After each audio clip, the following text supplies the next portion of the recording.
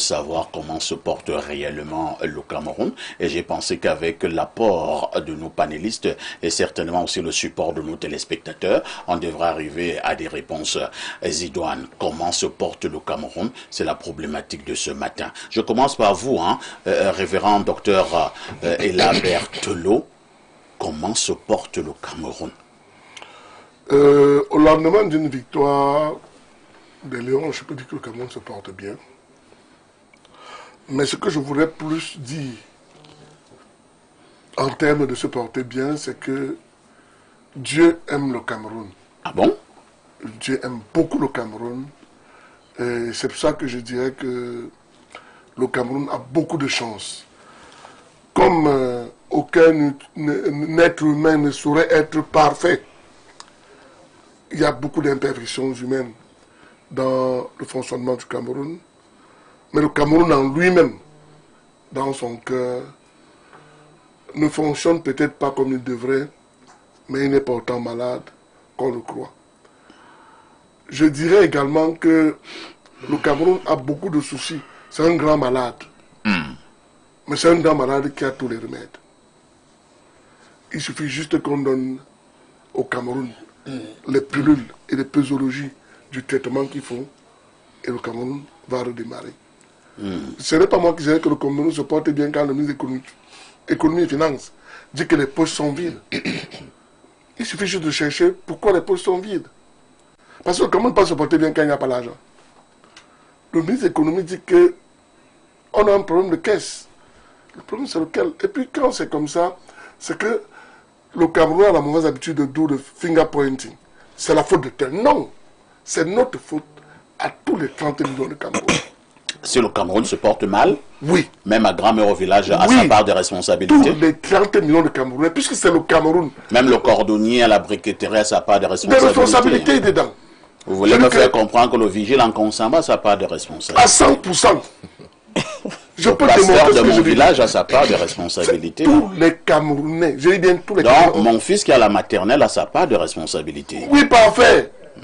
Parce que si toi, écoutez bien, est-ce que vous savez que si ce fils a chopé un paru, je prends le moindre des cas, parfois il ne peut pas être à la télé, ne pas donner les informations. Si ce fils n'est pas là. Non, vous avez dit que si le Cameroun se porte mal, c'est la faute à tous les 30 millions de Camerounais. Et mon fils qui a la maternelle fait partie des 30 millions de Camerounais. Oui. Donc c'est également de sa faute. C'est de notre faute à nous tous. Ton fils parce que... Hein, si ton fils, le fils de papa ici... qui a la maternelle. Qui a la maternelle. Ne va pas à l'école. Parfait n'est pas bien. S'il va à l'école normalement.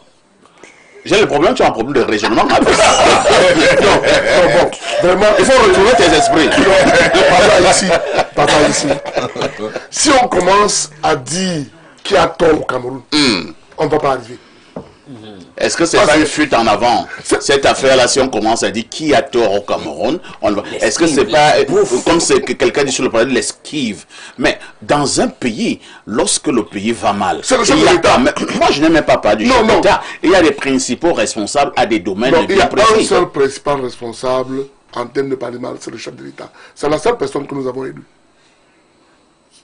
Maintenant, quand je dis c'est notre faute à nous, l'avons-nous accompagné? Ceux à qui il a donné ont-ils fait leur travail? Quand tu parles d'échelle à échelle, très bien, tu vas te rendre compte qu'on va arriver où tout le monde aura sa partition dans l'échelle du Cameroun. Merci, révérend docteur Ella. Samuel Mbonjok, comment se porte le Cameroun? Cela peut faire l'objet de soutenance de thèse au niveau des universités, ces universités qui te tiennent tellement à cœur. Ce pays se porte-t-il bien ou alors se porte mal? Effectivement, une thèse d'universitaire, ce sera des sujets qui devaient intéresser les universitaires. Mais il faut dire que quand on parle de comment se porte le Cameroun, selon votre thématique, ça veut dire l'état de santé du Cameroun. C'est clair. Le bilan de santé du Cameroun. Et pour avoir le bilan de santé du Cameroun, il faut consulter le Cameroun, il faut ausculter le Cameroun. Il faut amener le Cameroun face à un médecin, un vrai médecin, spécialiste dans son domaine, pas un architecte ou bien un éleveur de porc qui doit venir consulter le Cameroun. Un vrai médecin qui va aller prendre les paramètres du cœur, paramètres de la température, paramètres de l'orteil, paramètres du poumon, les reins et autres. Et c'est pour ça que nous devons analyser cette thématique pour dire que sur le plan économique, le Cameroun se porte très mal. Et ça, si on dit le contraire ici, là, c'est que nous ne sommes pas... On fait de la propagande, de l'esbrouf et autres. Le Cameroun se porte très mal sur le plan économique. Un pays qui est endetté à plus de 17 000 milliards de francs CFA, un poids d'une dette abyssale. Face à cela... Tu es déjà à 17 000 ? Non, mais attendez, 15 000, 17 000, ça augmente tous les jours. Puisque les gens contractent. Il y a le service de la dette. L'économie, ce n'est pas... Oui, l'économie, c'est une science exacte. Science exacte. Effectivement, le Cameroun a dépassé les 15 000 milliards d'endettement depuis. Donc, les chiffres qu'on vous donne là, ça dépend de qui les donne. Et le Cameroun a une dette intérieure qui asphyxie les prestataires, c'est-à-dire que les opérateurs économiques locaux. Ça sont les chiffres du GCAM. Hein. Combien? Plus de 4 000 milliards. Plus de 4 000 milliards de dettes intérieures. Ça, c'est le chiffre du GCAM. Hein. Le GCAM, le patronat des entreprises, des entrepreneurs, ils sont là, ils nous écoutent. Ils sont tout le temps en fronde avec le gouvernement pour 10 fois saigner le milieu des affaires.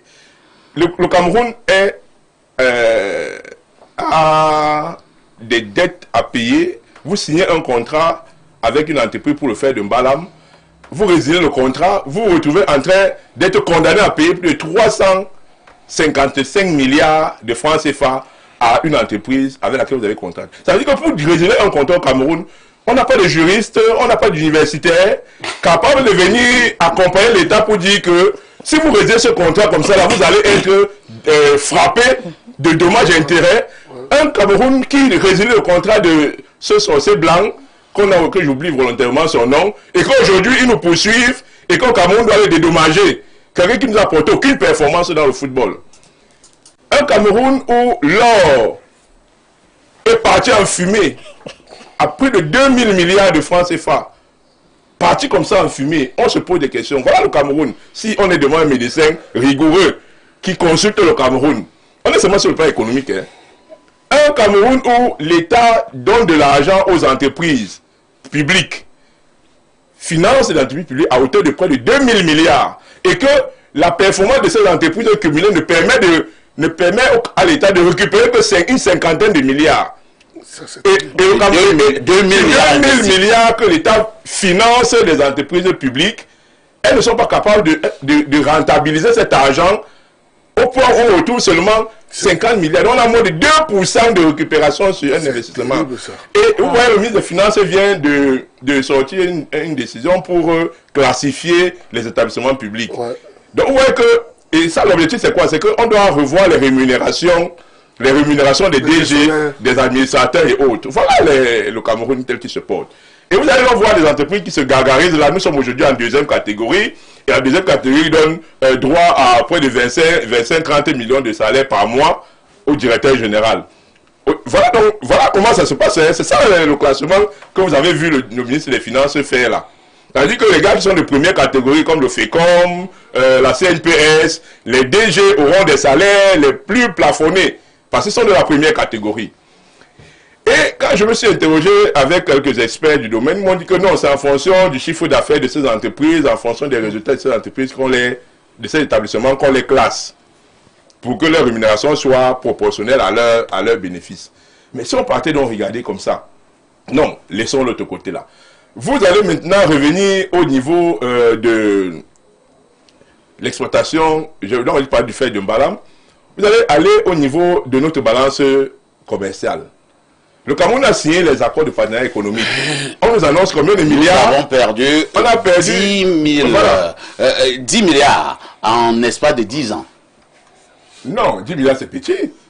La balance, le chiffre m'échappe là, mais je crois qu'on a parlé de plusieurs milliards, plus de 1000 milliards. Les chiffres là, il y a un journal qui a publié là-dessus. Allons-y. Non, c'est pour vous dire qu'il y a tellement de scandales que ça nous reste. On ne peut même pas garder tout ça dans la tête parce que ça peut faire mal. Ça peut faire mal au nez. Donc, on a freiné les 4 fers ici qu'on ne peut pas signer les APE.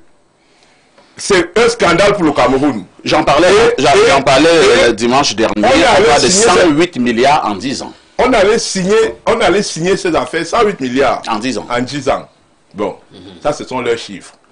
Mais s'il faut aller regarder, je vous assure qu'on est envahi. On est envahi au Cameroun par la brocante et par la pacotille. Allez sur le marché, tout est faux. Même les rallonges, les testeurs, les brosses à dents, même les cure-dents, tout est faux, complètement. Et nous, qu'est-ce qu'on vend à l'extérieur? On va chuter. On va aller maintenant dans l'impôt substitution. On a dit que la SND 30, c'est l'impôt substitution. Il faut financer la production locale pour pouvoir concurrencer le marché international. Qu'est-ce que le Cameroun vend à l'extérieur? Nous exportons principalement les matières premières. Et si on revient maintenant au niveau des universités, vous allez voir que dans le classement, les universités camerounaises ne sont pas compétitives à l'échelle africaine. Samuel, ça veut dire que c'est la santé du Cameroun. Problème avec les universités. C'est la santé du Cameroun. C'est la santé, non pas de la santé, non. Mais tu le vois que les universités... Non, je vais revenir au niveau des hôpitaux. Je vais revenir au niveau des hôpitaux. Je vous dis que les universités camerounaises se portent très mal. Allez consulter les professeurs d'université, hein. Les vrais professeurs. Non, moi j'ai souvent reçu certains, Samuel, j'ai souvent reçu certains ici, qui ne sont pas de ce que tu penses là, mais qui m'ont souvent dit que non, c'est que certaines universités ne communiquent pas, et que les universités camerounaises ne sont pas aussi... non, laissons la propagande. Je vous dis que les vrais universitaires d'ailleurs, vous avez vu comment ils grèvent au ministère de l'enseignement supérieur, non? On n'a pas couvert... Il y a grève là-bas. On n'a pas couvert les grèves des universités. Est-ce qu'il y a une grève des universitaires? Mais il y en a régulièrement. Quand le professeur Gatsi, quand nous on était encore étudiant à l'université, avant qu'il ne devienne ce qu'il est devenu aujourd'hui, mais le professeur Gatsi portait la plaque, il se couchait à l'entrée de l'université de Douala. Il se couchait à l'entrée de l'université. C'était le premier gréviste des enseignants d'université. Aujourd'hui, il est redevenu un grand fervent soutien du régime RDPC. Et il se porte très bien. Le recrutement des professeurs dans les universités, ici au ministère de l'enseignement supérieur, ils ont grévé là, ils ont dormi là, sur le macadam pendant des jours et des jours. Parce qu'ils contestaient les formes de recrutement. Ce que tu ne dis pas également est que ces universitaires qui grévaient devant le MINSUP, on a également résolu leurs problèmes. Beaucoup ont été recrutés. Effectivement, il faut donner l'information totale. Il faut d'abord qu'ils grèvent. Donnons l'information complète. Ils sont en train de préparer une autre grève encore. Ça veut dire que là-bas, ça va très mal. Merci.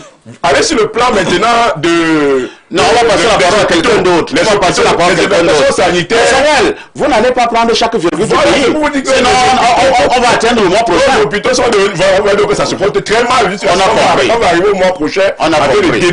Alain Donc, on va passer la parole là pour parler du Cameroun avec une question. Comment se porte ce Cameroun-là? Je vous assure que le sujet est tellement vaste. Moi, je parlais tout à l'heure qu'il pouvait faire l'objet de soutenance de thèse à l'université. Et il faut également dire que lorsque nous parlons donc de ce Cameroun-là, plusieurs aspects principalement nous intéressent. Mbandjok a commencé à aborder l'aspect d'ordre économique, on peut prendre l'aspect d'ordre politique, on peut prendre l'aspect d'ordre culturel, l'aspect d'ordre social, et j'en oublie certainement. Je vous passe la parole sur la santé du pays. Je doute que ce genre de sujet puisse faire l'objet d'une thèse. C'est tellement fourre-tout. Fourre-tout comment? L'affaire, tu vas écrire combien de... Mon frère, tu vas venir avec une thèse qui fait 1000 de... Je sais pas, peut-être 2000 pages. Donc on fait dans des thèses. Donc des thèses de 1500 pages. Ça peut être ciblé. On résout un problème. Alain, il y a des thèses de 1500 pages. Oui, mais là, c'est fou. Les vrais professeurs font des thèses en tome 1, tome 2, tome 3. Pour dire quoi, parfait? Pour dire quoi? Pour dire que... En réalité, sectoriellement, je ne vois pas, honnêtement, pour ma part, un domaine qu'on pourrait scruter actuellement au Cameroun et on en sort en disant ça va bien. Même dans les églises? Quoi? Même pas nulle part. Nulle part. Même dans la prostitution? Bon, commençons un tout petit peu. Il a déjà ouvert une porte. Bon, en économie, dites-moi un peu, vous allez faire quoi? J'ai toujours dit aux gens, le déterminant de toutes les actions et de la prospective politique ou du développement, c'est l'économie. Ouais. D'où la maxime qui dit que chacun doit avoir les moyens de sa politique. C'est tout. Mon frère, si vous n'arrivez pas à avoir une économie qui en est une dynamique, c'est mauvais. Vous êtes perdu. Claire. Maintenant, j'ouvre la porte que tu as déjà enfoncée. Bon, une croissance atone. Je sais pas, on n'a jamais jusqu'ici passé le cap de ce 3%. Cette année, je suis sûr qu'on en est toujours là. On vous dit que 50% de votre budget d'investissement public, ça finit dans les circuits compliqués, ça finit dans les poches des gars. On laisse tomber. Ça veut dire que tous les projets que vous mettez en œuvre, les routes, les tordus, ça ne va pas prospérer. Ça ne prospère pas. Et encore qu'il y a le problème même de la maturation de ces projets. Ça, c'est Tout clair. ce que les gars ont en tête, c'est qu'il y a de l'argent. On doit subtiliser cet argent, on doit prendre cet argent, ça doit finir ailleurs que sur ce pourquoi on a planifié et orienté l'argent en question. Alors qu'on a des universitaires, mais on n'arrive pas à maturer les projets. Avec tous les universitaires que nous avons. Vous avez une économie où il n'y a pas possibilité de créer de la plus-value parce que vous n'avez pas en réalité de tissu industriel. C'est resté là entre 17% et 20% la contribution du secteur secondaire, c'est-à-dire l'industrie dans votre PIB. Ça ne bouge pas. Pourquoi? Parce qu'il y a une ingénierie qui veut que ce soit ainsi. Il n'y a pas Elle est d'électricité. d'abord coloniale et néocoloniale, et puis il y a même des artisans de l'entretien de cette espèce d'enlisement. Expliquez-moi une économie où vous avez de toutes les énergies possibles, intellectuelles, matérielles, toutes les ressources sont là, mais les gars passent le temps à dépendre en réalité de l'extérieur. Une extraversion délibérée, assumée. Vous en arrivez au point où il y a même des nationalités qui ont déjà occupé tout votre espace économique, au point où même les nationaux totalement misérabilisés n'arrivent même pas dans la petite débrouille à trouver une place. Vous trouvez normal que des Chinois viennent ici et on les retrouve, ils sont dans le gros, le semi-gros. Vous les retrouvez dans le détail. Et même Ils dans sont l'ambulant. dans tout le Et même circuit de la distribution. dans l'ambulant. Vous voulez développer un pays et vous passez le temps à être des petits commerçants, des distributeurs. Vous allez développer quel pays? Quand dans le système de distribution en question, dans vos supermarchés, c'est des produits qui viennent d'ailleurs. Tu as parlé des APE là tout à l'heure.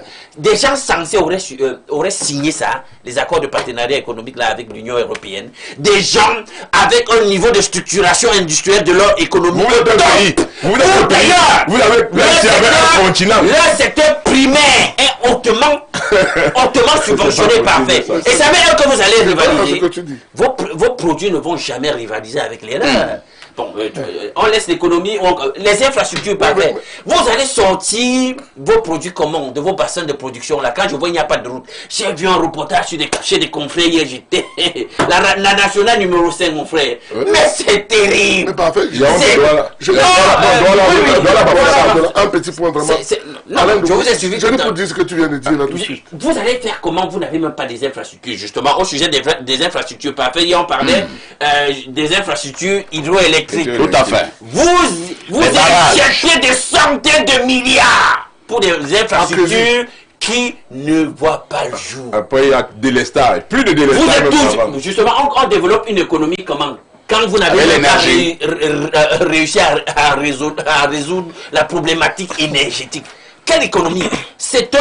Comment va le Cameroun? Mais c'est un grand malade. La poubelle à Yaoundé, il faut seulement 5 milliards. Un blessé qui est en train de perdre il n'y a pas 5 milliards. de tout son sang. Vous là, vous êtes en train de faire des... Merci, c'est compris. Jetons. Laisse-moi chuter. Il n'y a pas 5 milliards pour ramasser les ordures. Je compresse. Je compresse. Sur le plan de la démocratie, laisse l'économie, on ne va pas en finir.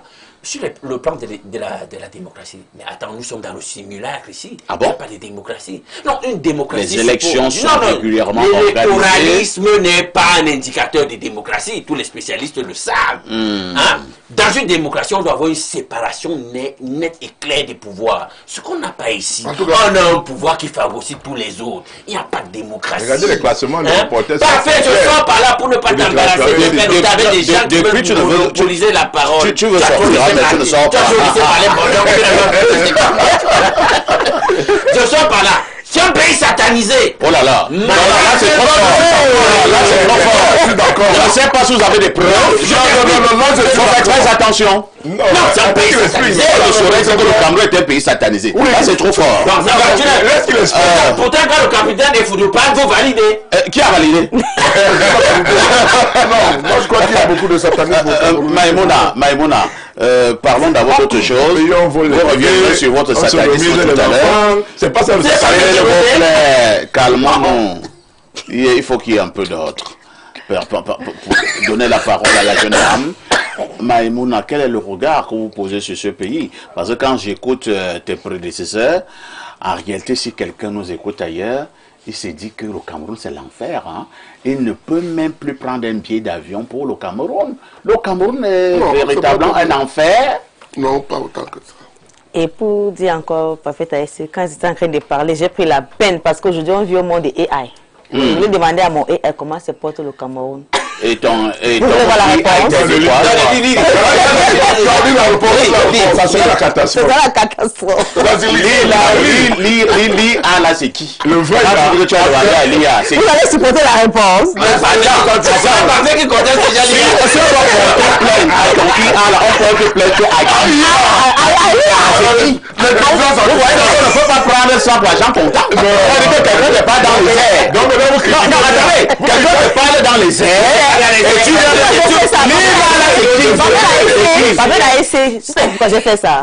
Parce qu'il y a un ami à moi là-bas qui voulait rendre visite au Cameroun. Et il fait les recherches sur le Cameroun. Même avant la réponse, moi je me suis dépassé. Je ne sais pas comment les convaincre de venir. Lila là est venu au Cameroun. Mais on dit avec. On ne sait pas. On prend des plaintes contre qui? Toutes les administrations sont là des amis. Attends, la crédibilité. C'est quoi? C'est que c'est recommandé. C'est même normal. On refuse les téléphones. Oh non, c'est pas vrai. C'est qui se passe dans mon village? Oui, il faut les demander. Le ministère de l'enseignement secondaire aujourd'hui a admis les enseignements sur forme d'IA. Il y a eu un séminaire. Moi, je ne l'ai pas fait l'IA. Sauf que là, il faut qu'on arrête cette démarche, cette dynamique. C'est vrai qu'il faut.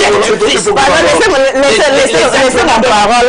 À utiliser leurs neurones, leur cerveau. Il y a une étude que j'ai consultée qui démontre à suffire qu'en réalité, l'IA c'est un danger pour la... Tout le monde est clair. On parlait de l'état du on est calme. Maïmouna, vous reprenez la parole. Laissez-nous un tout petit peu de IA. Et nous allons utiliser vos propres neurones, vos propres expériences. On veut faire de l'IA.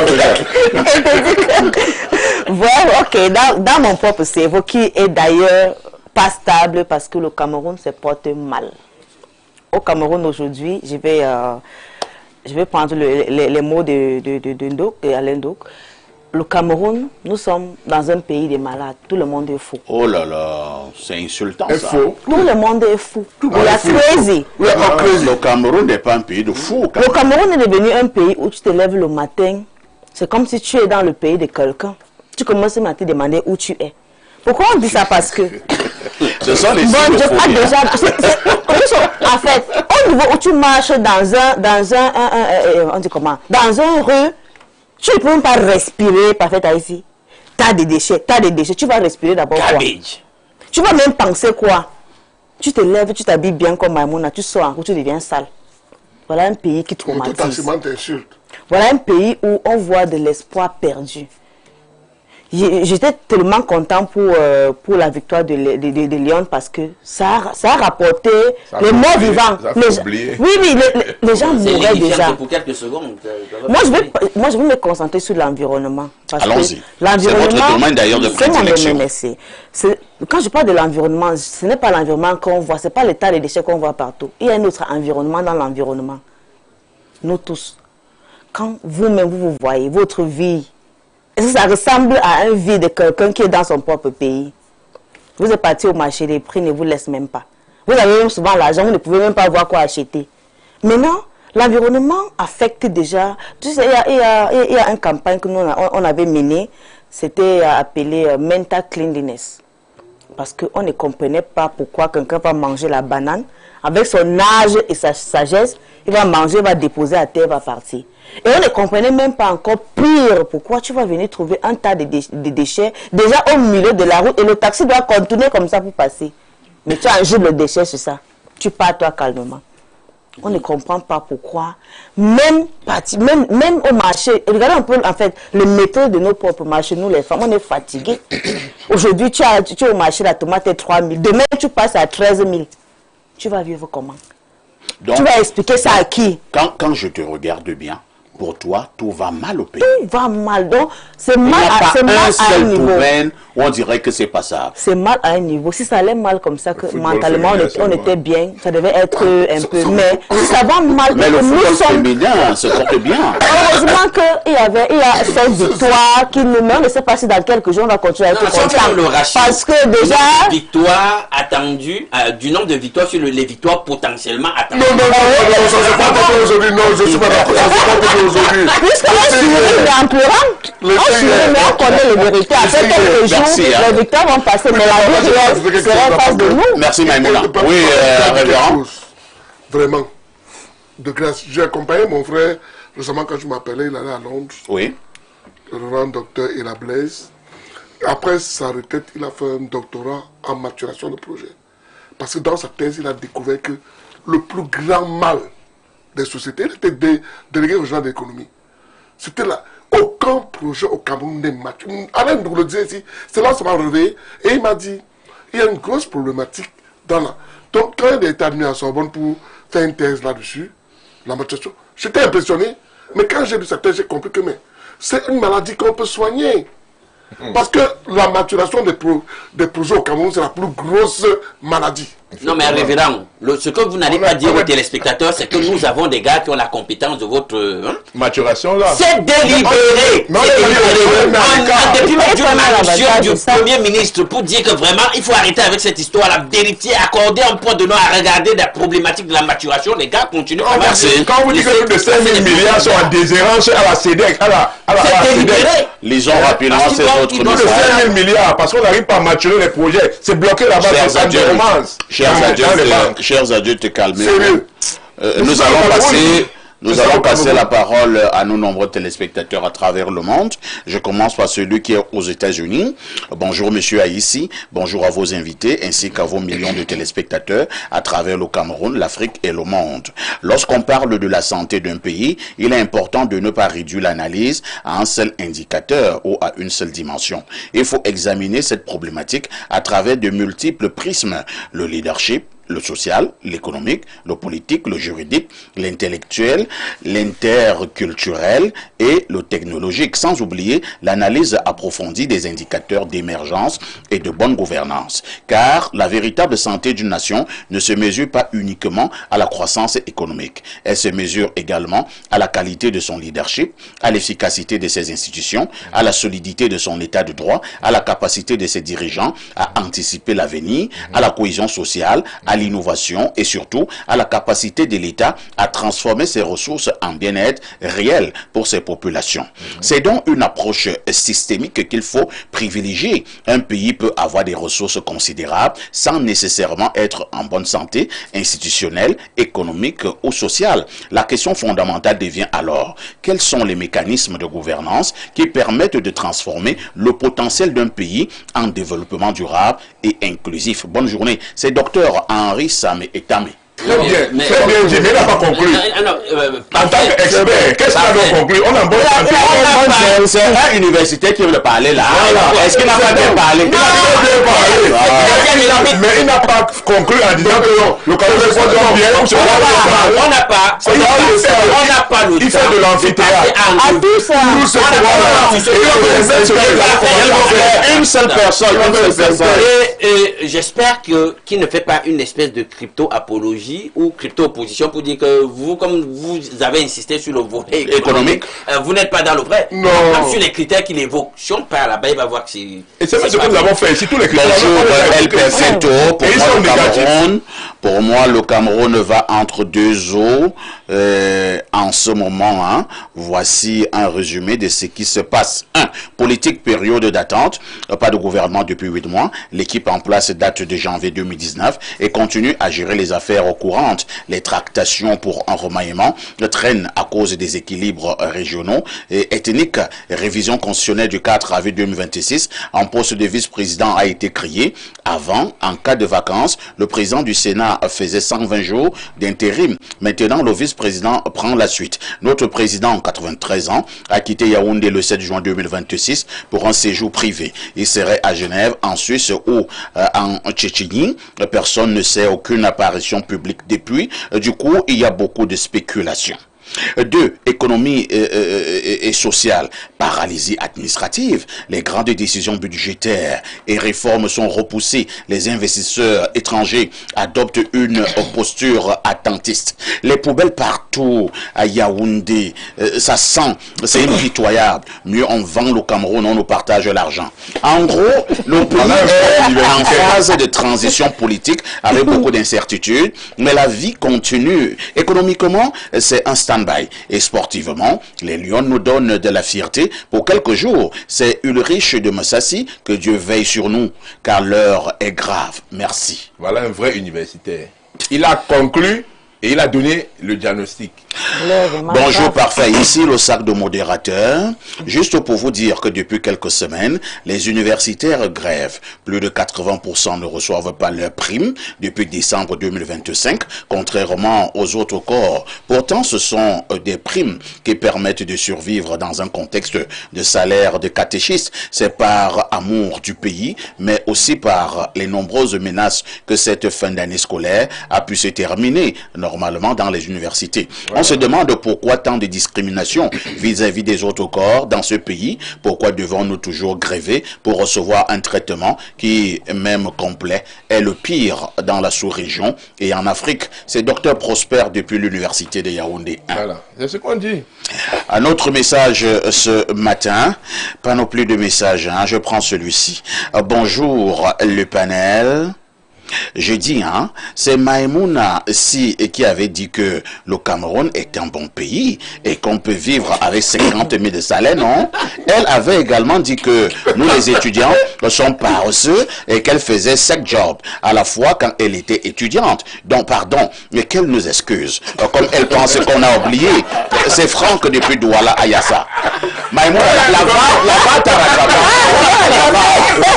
Quand on vous dit qu'il faut faire attention... la vérité. Il y a les archives. Il y a beaucoup d'universitaires. Ce qu'ils disaient avant et ce qu'ils disent aujourd'hui. Bonjour, le thème ne pas sur les universitaires. À faire mesure le Bonjour. Que faisons-nous pour que au niveau des domaines où ça ne marche pas, où c'est presque catastrophique, que nous retrouvions un tout petit peu l'équilibre? Non, il y a une seule chose à faire, c'est qu'il faut valoriser la méritocratie. Et le professeur Benzen Djomoul avait produit un livre qu'on a étudié à l'université, on a étudié en terminale, de la médiocrité à l'excellence, depuis plus de 30 ans aujourd'hui. Hein? On est toujours dans la médiocrité. Ça veut dire qu'on n'a pas fait le chemin que le philosophe, l'érudit, le vrai professeur d'université avait tracé pour le Cameroun. On est toujours resté dans la médiocrité. Ce sont des incompétents qu'on nomme. Ce sont des gens qui n'ont pas fini leurs initiations qu'on nomme. On laisse les vrais bâtisseurs. Le gars, c'est sérieux. On laisse les vrais bâtisseurs. Je suis très sérieux. Tu fais la promotion des écoles de mystère ici. Non, suivez-moi très bien. J'ai bien dit, dans tous les domaines, on prend les médiocres. Et ce sont ces médiocres-là qui viennent gouverner les savants. Et Socrate avait dit que lorsque vous laissez... Lorsque les intelligents laissent les cancres les gouverner, ils ne vont subir que la caverne. Ils ne vont subir que le phénomène de la caverne. Donc c'est pour dire que la seule conclusion qu'on doit faire, c'est que le seul chemin à faire, c'est qu'il faut passer à la méritocratie. Il faut nommer des gens en fonction de leur profil de compétence. Et non pas en fonction de leur carrière politique ou de leur carrière ésotérique ou de leurs appartenances mystiques et autres. Il faut mettre la performance au service de la Bonjour, Espace Miné. Parfait, le Dieudonné vend de la modération. Le Samuel Étoile d'or de la modération. Samuel Eto'o a modéré et continue de modérer. Un nouveau siège premier trophée. Et c'est plein de symboles. Le Cameroun se porte comme les pseudo-intellos du dimanche. Plus particulièrement, moi je sais pas, vous avez quel problème avec les universitaires? Je n'arrive pas à comprendre. C'est là où moi je ne valide pas cette société où on veut piétiner les grands esprits. Non, l'université ne doit pas être vulgaire. Non, car l'université, c'est mal compris. L'université est sacrée. L'université est sacrée. C'est quand l'université devient vulgaire, ça commence à devenir un problème pour la société. Je frétille. L'université, c'est une étoile, mon cher ami.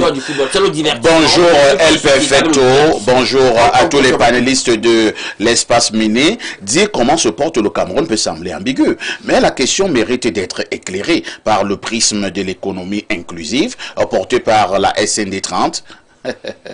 La SND 30. Ça existe encore. Ça existe. Non, c'est quelqu'un avant là, c'était quoi? C'était quoi là? Les méjages. Il y avait un autre truc avant là. Le sigle vient. Maintenant, nous sommes déjà à la DSE. Le DSE. Force est de constater une cacophonie entre le dire et le faire. Dès lors, je me demande combien de Camerounais parviennent réellement à se nourrir, se vêtir et se loger dignement. Dans ces conditions, notre société tend vers le suicide. Pourtant, une première thérapie cognito-comportementale existe, l'éveil de conscience, pour transformer l'espoir en action. Comme le dit un proverbe de chez nous, chercher la cause, c'est commencer à guérir. Docteur Bako, sociologue depuis Ngaoundéré, encore un autre universitaire. Voilà. C'est pour Mais qui se cache. Docteur. Encore que parfait. Vous avez une solution? Oui. Sur l'état de santé du pays? Oui. Allons-y.